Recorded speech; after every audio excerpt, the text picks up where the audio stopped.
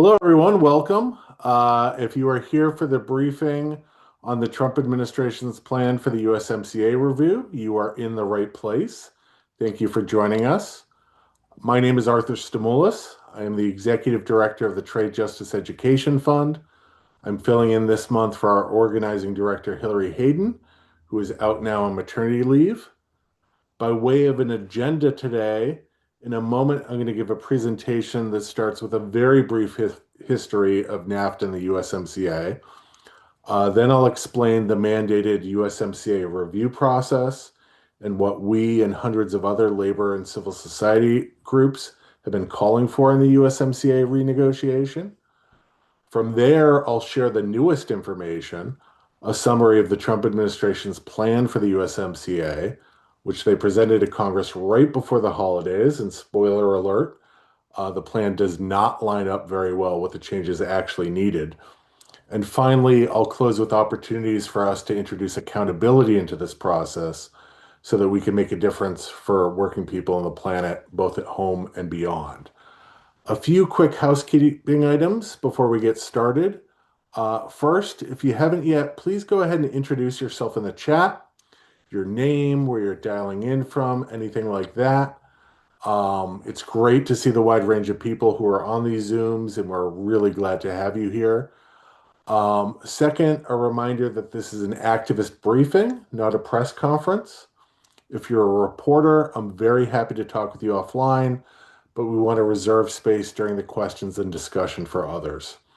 And finally, for everyone else, please do use that Q&A function at the bottom of your screen if you have any questions or points you'd like to raise as we go along. You don't have to wait until the end to type in your question or a brief comment. I'm probably not going to be able to monitor it as I'm presenting, but I will make some dedicated time for questions and discussion towards the end, and I'll be able to see your questions best through the Q&A feature. So with that, let me dive right in.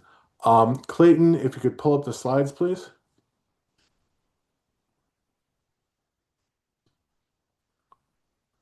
Fantastic. And you can skip right ahead to slide 3, the history of rosy promises. Thank you. So just starting with the basics, the North American Free Trade Agreement, NAFTA, was a trade deal negotiated between the US, Canada, and Mexico back in the early 1990s, first under Reagan and George Bush Sr., and then finalized under Bill Clinton. This was by far the biggest US trade agreement at the time it was enacted, and to this day, in its new form, the USMCA, it still governs the rules of trade and investment with our two single biggest trading partners, and it remains a template for other trade deals, not just for the United States, but actually for much of the world. When NAFTA was first being debated, we were promised that it would be a win-win for working people in all three countries. With better access to US and Canadian markets, Mexico was supposed to prosper, wages there were supposed to increase, people were supposed to be lifted out of poverty, and with this increase in prosperity in Mexico, US and Canadian producers would be able to sell more things there, so that workers here would also benefit. American workers were specifically promised 1 million new US jobs within the first 5 years of NAFTA alone. Of course, things didn't work out like that at all. Next slide, please. As labor unions and others had warned, by making it easier for goods and investments to cross borders with fewer tariffs and fewer regulations, NAFTA ended up making it easier than ever for companies to offshore jobs. And many large employers across the US and Canada did just that.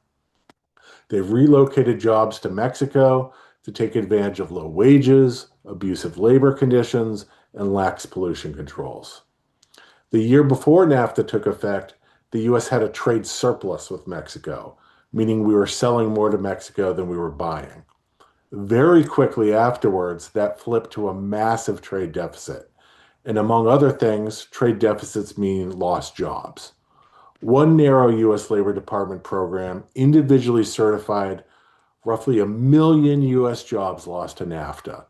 And if you look at economic estimates, the number of jobs lost to NAFTA is actually closer to 2 million. And those estimates now are actually fairly old. More jobs have been lost in the time since those came out. So we didn't gain the million jobs we were promised. We lost huge numbers of jobs, often good paying union jobs in manufacturing. So that's 1 million to 2 million, maybe even more, US families whose livelihoods were destroyed by just one single trade deal. And for workers whose jobs weren't shipped abroad, the threat of offshoring still created incredible negotiating leverage for employers. A study by Cornell University found that after the passage of NAFTA, as many as 62% of union drives in the US faced threats by employers to close up shop, often threatening to ship the work to Mexico, and that in fact, the number of actual plant shutdowns following successful unionizations had tripled under the agreement. So union leverage went way down under NAFTA.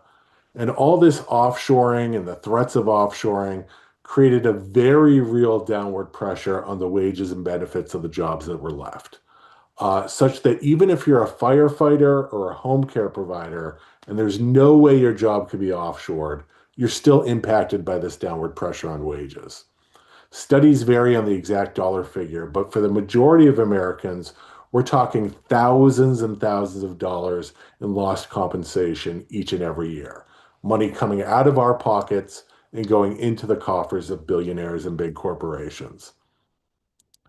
Even one of the most pro free trade think tanks in the country estimates that roughly 40% of the growth in economic inequality in the United States in recent decades is directly attributable to trade. And there are other studies out there that put that number as high as 93%. So we have fewer jobs, our wages are going in the wrong direction, and this obviously has other ripple effects throughout the economy, including less tax revenue coming into our communities for schools, for roads and bridges, for other public services. Something you can see very clearly in factory towns like Flint and Dayton and Danville, but really in any working class community across the country. So there's lots of really good reasons for American workers to be pissed off about NAFTA and pissed off about all the subsequent NAFTA style trade deals. And this is the trade legacy that Donald Trump stepped in to exploit when he first ran for the White House, and which he continues to exploit to this day. Next slide, please. But before we get into that, I want to talk for a second about the impacts of NAFTA in other countries.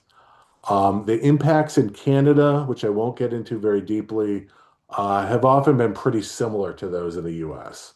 Jobs offshore to take advantage of lower pay and weaker standards abroad. But what about Mexico?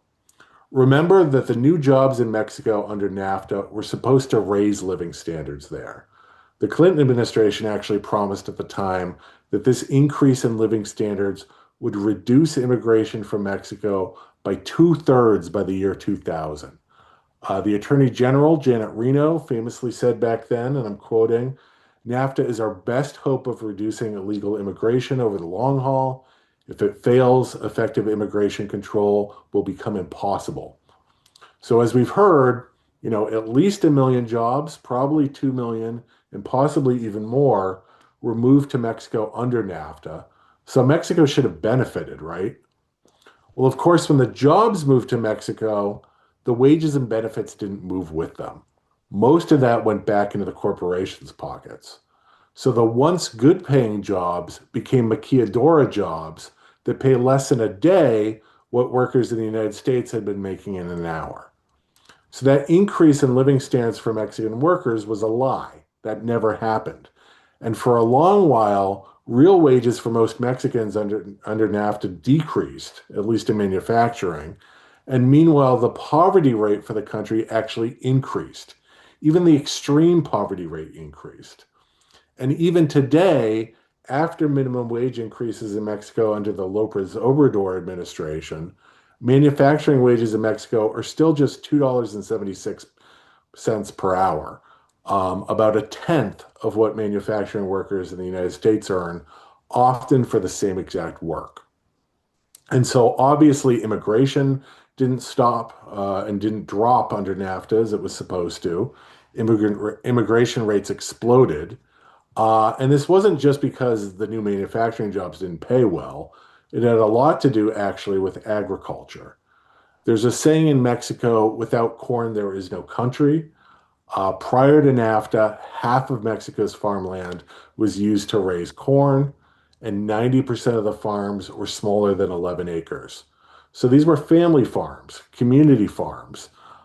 Huge numbers of Mexicans were involved in these small farming operations. It was a much larger percentage of employment, a much larger percentage of the economy than farming is in the United States and has been here for a long while.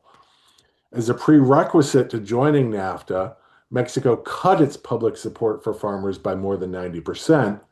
But even more impactfully, NAFTA forced Mexico to reduce tariffs on corn, wheat, soy, and other agricultural products imported from the US. And when that happened, corn and other grains flooded the Mexican market. Corn imports rose by more than 500%, meaning there was a more than fivefold increase, and other agricultural imports rose in similar numbers. And now the question you have to ask yourself is, why would it be cheaper for Mexico to import corn from the United States rather than just to grow it itself? I mean, corn is native to Mexico. Farmland there is much less expensive. The labor there is much less expensive. There are fewer transportation costs if it's grown locally. Why bring it in from the US? And the reason why the corn from the US is cheaper is because the big ag middlemen in the United States benefit indirectly from billions of dollars in US taxpayer subsidies, which enables them to sell grains on the international market for less than what it actually costs farmers to grow them.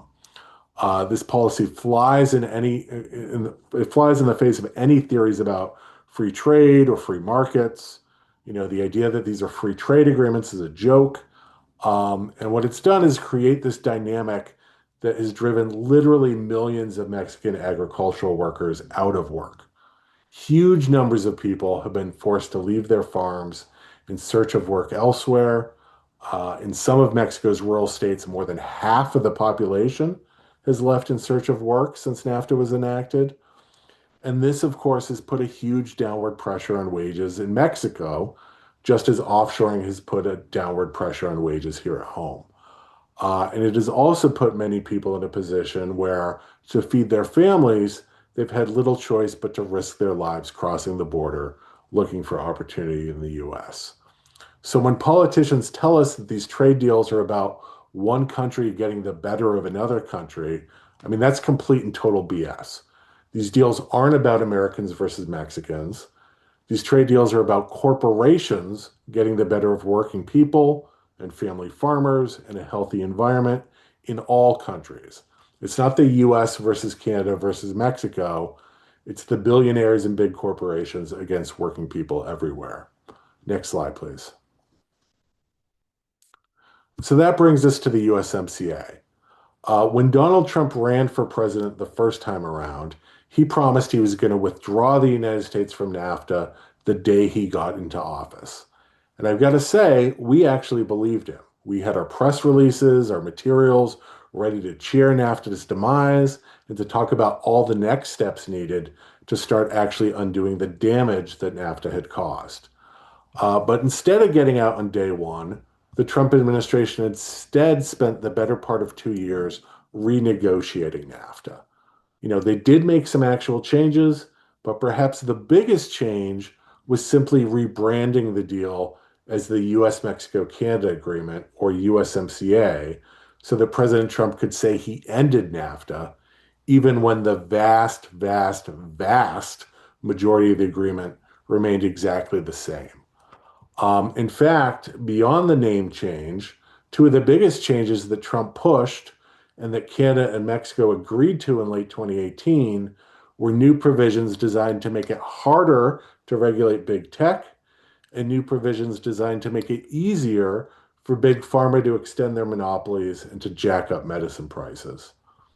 After that awful proposal was announced, labor unions, civil society groups, activists, including many of yourselves, pushed Congress to say no way. This rebranded NAFTA is even worse than the original. We're not going to approve this. And after about another year of effort, two significant changes were made.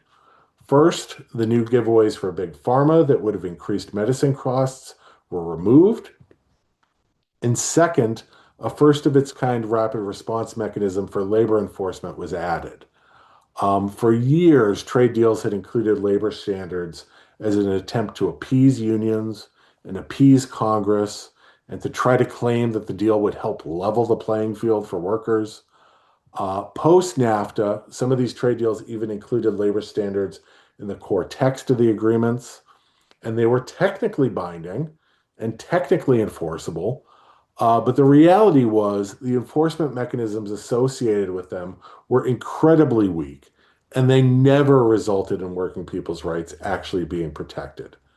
The final USMCA deal, which again, thanks to activist pressure, was different from the initial USMCA deal that the Trump administration and other governments had first proposed.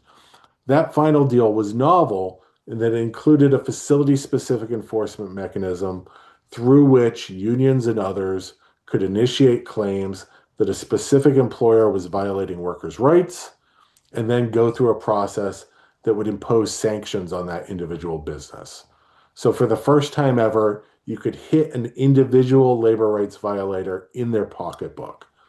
And I'll say, in the time since the USMCA took effect, that rapid response mechanism has been used by labor advocates dozens of times, and it's helped workers choose their own independent unions, raise their wages, otherwise improve their conditions at a number of workplaces covering roughly 60,000 workers.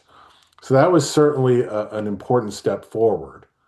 And anyhow, with these two changes, the removal of the farmer giveaways and the addition of a meaningful labor enforcement tool, the coalition I work with did not endorse the USMCA, but enough groups and enough legislators did see it as an improvement over the original NAFTA that the USMCA passed Congress in late 2019, and this new NAFTA 2.0 deal, the USMCA, took effect on July 1st, 2020. Next slide, please. So how has the USMCA worked out? At the time he was negotiating it, President Trump promised that the USMCA would bring jobs pouring back into the United States, that it would be an especially great victory for our farmers, and that it would provide other concrete benefits to the American people. 5.5 years later, we have the data, and we know that instead, the U.S. trade deficit with Mexico and Canada is even worse under the USMCA than it was under NAFTA. Corporations continue to offshore good-paying jobs to take advantage of low wages and lax conditions abroad. And vital American economic sectors, from autos to steel to aerospace to agriculture, are being undermined by surging USMCA imports. Meanwhile, the ongoing problems of economic displacement that often lead to immigration have not been addressed at all, even as immigrants are increasingly vilified and scapegoated by our elected officials. And other corporate giveaway provisions that were either added to the USMCA by the Trump administration or that remain left over from the original NAFTA deal, they still need to be addressed too. Next slide, please. So knowing all this, last year we organized 680 labor and civil society organizations to write to the Trump administration with a clear plan for fixing these problems. That was followed up with similar letters from members of Congress that many of you worked on. And finally, late last year, our demands were followed up again with submissions during the USMCA review's official public comment period from roughly 40,000 individuals, again, including many of you. Those letters and those comments describe the concrete changes needed to the USMCA in order to protect jobs and raise wages throughout North America, to strengthen rural communities and address root causes of migration, to stop abuses by big tech, to better protect the environment, and more. Unfortunately, the Trump administration does not seem to be taking most of those recommendations very seriously and is instead, for the most part, prioritizing the USMCA demands being made by big corporations. And let me say, we wouldn't know what the administration is planning at all if it wasn't required by law to tell somebody. One of the good things about the USMCA relative to the original NAFTA is that it has this built-in mandatory 6-year review during which the countries can propose amendments to the agreement and can also decide if they want to extend the pact beyond its current deadline of 2036. They don't have to extend it this year if they're not ready. They have the option of meeting again annually for up to 10 years before they're forced to decide whether to extend the agreement or abandon it. But if they want, they can extend the agreement beyond 2036. So this 6-year review of the USMCA is up this year on July 1st, and countries are required to propose their amendments amongst one another no later than June 1st. Although we know they're already talking to one another about at least some of the changes they want to see. So it's an ongoing process that has already begun. But beyond that back and forth with each other, the US implementing law for the USMCA, which was passed by Congress and signed by President Trump during his first term, that also required the administration to tell Congress about its precise recommendations for the USMCA review. So, unlike the tariffs chaos, unlike all the bilateral trade deals coming out of the White House, unlike the bombing of other countries, all of which Trump is doing unilaterally without any congressional notification again and again and again, on the USMCA, the White House is clearly required by law to tell Congress its plans. And they met that requirement back in December, albeit, I would argue, in the most minimal way humanly possible. Next slide, please. So rather than provide a detailed written report that's open to public scrutiny, the U.S. Trade Representative Jamieson Greer instead opted to provide oral reports to the House Ways and Means Committee and the Senate Finance Committee behind closed doors in private sessions. That's how they notified Congress of their, specific recommendations for the USMCA review. Enough people in Congress raised a stink about that Ambassador Greer did publish his prepared opening remarks to those committees so that other members of Congress could see them. And so we now have those. But those opening remarks, I got to say, were not very detailed.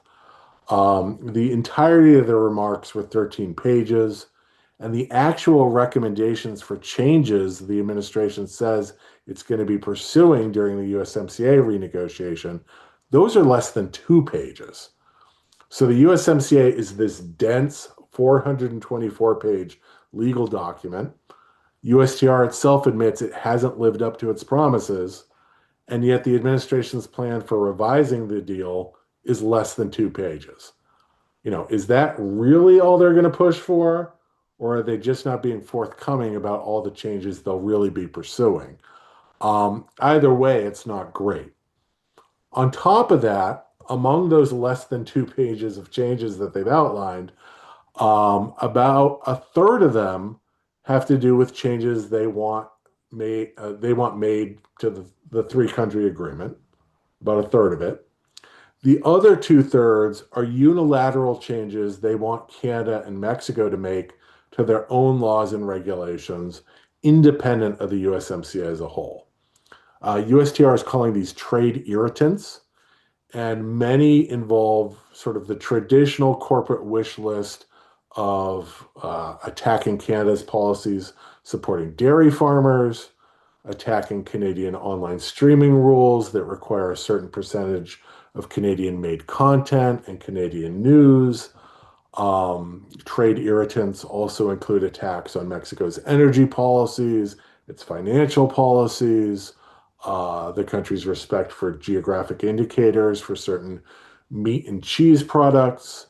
So, even in a really short, really obtuse document, we have priorities for big ag, for big oil, for Wall Street, for Hollywood, spelled out fairly clearly. Now, I will say The list of trade irritants does include some things we probably would support changing. That includes Mexico not doing enough to combat illegal logging and not allowing its labor enforcement regulators to impose sanctions for labor rights violations.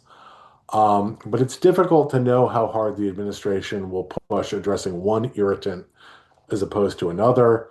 And when it comes to meaningful solutions, of course, the devil is in the details. And we're not getting any details in a less than two-page plan. What's most striking to me about this plan overall, though, is what it doesn't contain. Our 680 group sign-on letter to USTR included 23 precise points of action we want taken. If you look at Trump's proposal, and Clayton, you can post that proposal in the chat. I'll send it around afterwards as well with a follow-up email. But if you look at that proposal, they definitely plan to address one of the points we want changed, and maybe they'll address a second. The point they do plan to address is tightening up rules of origin, which has to do with where the parts of finished goods traded under a deal come from. And the point they may try to address is aligning tariffs on a trilateral basis. The other 21 points, they're either silent on or they're planning to do the exact opposite of what's needed. Areas where they're definitely headed in the wrong direction include our demands for ending trade attacks and government purchasing preferences, like Buy American, safeguarding countries' rights to manage agricultural supplies at fair prices, and removing provisions that help big tech and big pharma undermine anti-monopoly policies. Their document as a whole also cites industry demands in industries like in areas like investor state dispute settlement, ISDS, and country of origin labeling, cool, both of which are pretty concerning. The document doesn't say it's going to do what the corporations want in those two areas. But if that's not the plan, why list out what corporations are demanding in those two areas? Again, though, areas where the plan is silent are in many ways the most telling. And I'll say just three examples for you now. Next slide, please. So one of the big things that's needed to reduce job offshoring and better protect worker rights and the environment throughout the continent are stronger labor and environmental standards backed by stronger enforcement mechanisms. I mentioned how 60,000 Mexican workers have been aided already by the rapid response mechanism. The advocate pressure got added to the USMCA. That's an important start. But there are millions of Mexican workers operating under corrupt protection unions that work in cahoots with employers, workers whose rights are routinely violated, not to mention workers throughout the US and Canada who would also benefit from stronger labor rights enforcement. So we need to strengthen and expand that enforcement tool so that it operates even faster, so that it's better resourced, so that repeat violators are held more accountable, so that affected workers and their representatives have a say in any settlements, and so that workers in all three countries have access to it. It's a good start, but it needs to be bigger, stronger, faster. The Trump administration does not appear to be prioritizing this at all, and so we need to make sure they do. We also need to make sure that USMCA enforcement tools are expanded to cover environmental violations, both to ensure a more livable planet and also so that companies can't avoid environmental standards in one country by just moving their production to another. Next slide, please. Another big thing that's needed to protect jobs and to raise bargaining power for workers are direct wage increases in the agreement. Over the long haul, better protecting worker rights should increase wages in all three countries, but that's not happening quickly enough. As I mentioned, the wage disparity for workers in the manufacturing sector as a whole is 10 to 1, meaning Mexican workers are just making a tenth of what American workers are making for the same exact work. That differential never really improved under the original NAFTA, and it hasn't improved under the USMCA either. And, it's been over 30 years now. So enough is enough. The USMCA already has certain wage standards in it for auto workers, requiring a certain percentage of the workforce to make at least $16 an hour. But there are so many loopholes and workarounds to those requirements that they are easily dodged.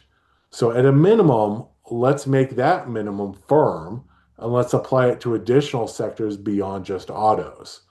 Our organization's view is that working people deserve equal compensation for equal work, regardless of what country they were born in. That's probably not going to happen in one fell swoop overnight, but can we at least set getting there as a goal? And if so, how quickly can we make it happen? Because what we don't want is to be looking back at the USMCA in year 2056 and the wage differential is still 10 to 1 and there's still no plan for closing it. The promise of good paying jobs and increased prosperity for working people in all three countries is a good one, but let's actually get there. And let's make sure we're getting there by raising wages, not by lowering them through the ongoing race to the bottom. And this is frankly something we're going to have to force the administration and members of Congress to wrestle with if we're going to make any meaningful progress for working people. Next slide, please. And the third and final area I'll mention has to do with AI, artificial intelligence. AI was not something trade negotiators were thinking about when NAFTA was originally written in the 1990s, but big tech was able to sneak in language during the first Trump administration that enables them to hide information about their source codes and algorithms from regulators, which makes effective oversight and regulation of AI extremely difficult. Companies claim that they need these algorithm and source code secrecy rules to prevent other countries from stealing their tech. But that's not true at all. Existing trade rules already prevent governments from sharing business confidential information with a company's competitors. These rules are what enable the Food and Drug Administration, other regulators around the world, to require information from foreign pharmaceutical companies about how medicines are made, how they were tested, and they don't share that information publicly. But that's not good enough for big tech. They don't want to be regulated at all. And so the tech company lobbyists have long known they can't get algorithm secrecy rules through Congress on their own. They sometimes try, right? Like people may remember the Republican budget, the big beautiful bill, as Trump called it, tried to include provisions preventing states from regulating AI, a measure that people revolted against and stopped. Well, the USMCA already has rules that prevent entire countries from adopting strong AI regulations. And that's something we need to get taken out. I mean, AI is increasingly used for everything from workplace hiring and firing decisions to decisions about the prices you pay for your groceries. And pretty soon will be affecting like the truck barreling down the highway next to you and who's driving that. So these are things that deserve a little oversight. And after a ton of policymaker education and strong campaigning last administration, the Biden White House withdrew U.S. support for big tech's digital trade agenda on AI and other issues at the WTO and in other trade negotiating venues. But the USMCA is currently the only big U.S. trade deal that still has those rules in place. And so we need to force the Trump administration to remove them there and make sure they aren't cementing in bad rules anywhere else. So those are just three examples of what's missing. Again, there are 21 specific recommendations that we and many others have made that the Trump's USMCA plan does not address or is addressing, in a bad manner. I don't have time to go through them all today, but I'll include a PDF in the follow-up email that outlines them all. And Clayton, you can paste that PDF in the chat as well, please. But let me just wrap up now with the most important question. Last slide, please. And that question is, how do we do these things, right? How do we get strong labor and environmental enforcement? How do we raise wages? How do we stop giveaways to big tech on AI? How do we make all the other improvements that are crucial to our jobs, to our communities, to our environment? First things first, we can't let the USMCA renegotiation move forward in the shadows. We need to drag it into the light of day. We need to hold the president accountable for the pact's failures. The USMCA is his signature trade deal, after all. It was negotiated under his direction. He's the one who sung its praises. He needs to be held responsible for fixing it. And we need to get our members of Congress more actively engaged, backing our calls for a much more ambitious USMCA renegotiation that actually works for working people, not just for corporations and billionaires. And so, towards those ends, I have two immediate asks for you. First, we have a new online tool for writing your members of Congress, calling out Trump's USMCA plan as unacceptable and demanding that Congress take the steps needed to ensure that any new deal benefits working families, rural communities, and the environment. We'll paste that action tool in the chat, and I'll also circulate it with a follow-up email. If you're able, please fill it out quickly now, and then especially be sure to share it on social media, over email. That'll help educate and engage more people. And then the second ask for those of you who are in an organization is to please consider signing your group to the new cross-border letter to all three governments on the USMCA review. This organizational sign-on letter challenges the Trump administration's narrative that tries to pit working people in each country against one another. And instead, it properly calls out corporate interests as the main beneficiaries of free trade deals. And it lets negotiators know that, hey, people in all three countries are united and we're watching you. So if you're part of an organization and you're able to run that letter through the process of an organizational sign-on, the deadline for that cross-border org letter is Monday, January 26th. We're putting the link in the chat, which has the text in English and Spanish, as well as the sign-on form. And Clayton, you can take down the slides, please. So let me just close with this bottom line. NAFTA was a disaster, and the USMCA didn't fix it. Big corporations, as always, are pushing to make things even worse, and the Trump administration's default position, as articulated in their recent report to Congress, is to prioritize corporate interests in the USMCA renegotiation. If we want to protect good-paying jobs, raise wages, ensure a healthy environment, stop the giveaways to big tech, and stop the scapegoating of immigrants, we need to introduce some accountability to this process. And that starts by dragging the USMCA renegotiation out of the shadows and by demanding more of the Trump administration and more of our members of Congress. It is not too late to make a difference, but we need to act now. And so with that, I'm going to open it up to your questions and comments. Again, if you have something you'd like to say or ask, please put in the Q&A feature, and I'll get to as many points as I'm able.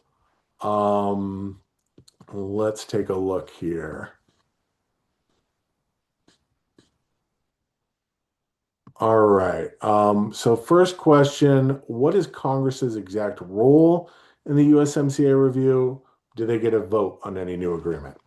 Yeah, so during the Ways and Means and Senate Finance briefings last month, Ambassador Greer told Congress, reportedly, I'm hearing this secondhand, but reportedly told Congress that if the administration gets all the changes that it's pushing for during the renegotiation, some of those changes would require a vote by Congress. I'll say he also said that many of the things the administration is pushing for, which I assume means, these trade irritants in other countries, that some of those wouldn't require a congressional vote. So from the administration's perspective, whether or not there's going to be a vote is dependent on how far Canada and Mexico are willing to go in the renegotiation. Some members of Congress were reportedly surprised that USTR would even raise the specter of a congressional vote. To me, like it's obvious that if there are changes to tariff lines, if there are changes to rules of origin, if there are changes in certain other areas, I mean, that absolutely requires a congressional vote. There's no way around that. And our position, like the position in Representative DeLauro's letter that many of you helped work last year, is that if there's a new USMCA text at all, a vote is required. Remember that the Constitution gives Congress the authority to set trade rules, not the executive branch. But of course, the reality is that Congress needs to actually defend that authority. Trump is happy to overreach congressional authority when he can get away with it. And that's why introducing public accountability to this process is going to be so important. Looking at other questions here. This is a good one. What are the chances Trump just withdraws from the USMCA? So that is a great question. It's obviously impossible to know the answer. I mean, nobody knows the answer. I think that one thing that will definitely happen, though, is that Trump will threaten to withdraw from the USMCA. And in fact, he's already doing that. You may have seen just this week, he called the USMCA irrelevant. He's trying to raise the specter that he will walk away from the deal while also downplaying his responsibility for its failures. And this is classic Trump negotiating strategy, right? Threatening to withdraw will give him more negotiating leverage with Canada and Mexico. And also, frankly, it will give him more negotiating leverage with Congress. Because, as we know, there are many senators and representatives who are desperate to protect the trade status quo for their corporate donors. Um, and that's one thing we can't let our Congress members do. We can't let Trump triangulate them into defending his bad trade deal from himself. I mean, that's a win-win situation for Trump, and it removes a lot of the leverage we need to ensure progressive changes get made to this deal. I mean, just remember, like the first time around, Trump offered a USMCA deal that was far worse than the one we ended up with. And we needed to leverage congressional opposition to that proposal to get the positive changes on things like labor rights enforcement and access to medicine. If Congress is like, oh no, we need to defend NAFTA 2.0 from Trump, that congressional leverage over the terms of the agreement is largely gone. I mean, it's basically Congress saying, we'll do whatever you tell us, Mr. President. Please don't hurt NAFTA. Now whether at the end of the day Trump would actually withdraw from the USMCA if he doesn't get what he wants, with this guy, it is impossible to know. But if I were betting, I'd bet probably no, that he won't walk away from it. I mean, first off, there's going to be a lot of corporate pressure on the Mexican and Canadian governments to give in to Trump's demands so that they can preserve duty-free access to the U.S. market. There's already a lot of corporate and congressional pressure on the Trump administration not to withdraw. If you look at the public comments from corporations, that is their main talking point. On top of that, many of Trump's closest advisors and cabinet members are literal Wall Street billionaires. So they have a financial interest in not pissing off Wall Street too badly. They're not going to want a USMCA withdrawal. And also, like, I just remember the lesson from the first time around. Trump didn't withdraw during his first administration, even though he promised he was going to. We should be prepared for the threat, and we should make sure Congress and others don't panic over it, because the worst case scenario by far, which is a very real possibility if we don't prevent it, is that the USMCA is extended with even worse provisions than it already has. And I know I've been going on, but the last thing I'll say here is that the 680 group sign-on letter that we sent last year actually calls for USMCA withdrawal if the positive changes we need aren't made. The best outcome by far is that we get a NAFTA replacement that actually works for working people and starts undoing the damage of the last 30 years. Just withdrawing from NAFTA doesn't undo that damage. But if we can't get that, USMCA withdrawal would actually be a fairly decent option B or option C if we're not going to get a good deal now, or can at least hold at least hold the door open to a good deal in the near future. Um, yeah, so hopefully that answers people's questions on that. Um, so there are a number of questions about Hillary. My favorite one is just baby photos followed by an exclamation point. I don't have any baby photos to share just yet, but if you join us next month, that is a definite possibility. So a good reason for you to come again. Um, I'm seeing one more question in the Q&A. If anyone has any more, again, please put them in the Q&A. I see them most easily there. And that question is like, do people know that Trump's USMCA deal has been a failure? It's a good question, and my suspicion is no. That most people don't know that Trump's signature trade deal, the biggest by far of either of his terms in office, that it expanded the trade deficit, that it's packed full of giveaways to big tech, that it continues to cost the country jobs and to drive down wages. Um, Perversely, like Donald Trump seems to get a lot of political credit, just for saying that he's going to protect American jobs and that he's going to end rigged trade deals. The reality, of course, is that he's been killing programs that actually create jobs and that he's rigging his trade deals as much as anyone. So the jobs continue to be offshored, the wages continue to be pushed downward. And if we want a shift in policy, we're going to need to hold the president and others accountable. Um, I'm not seeing any other questions, so I think with that, we'll wrap up. Again, for everyone who gave us their email to get the login, I will follow up probably tomorrow with a video to this event with some of the action items we talked about and other links. If anyone has other questions or suggestions for us, please don't hesitate to get in touch. We really appreciate your interest and your work on this, and look forward to talking again soon. Take care, everybody.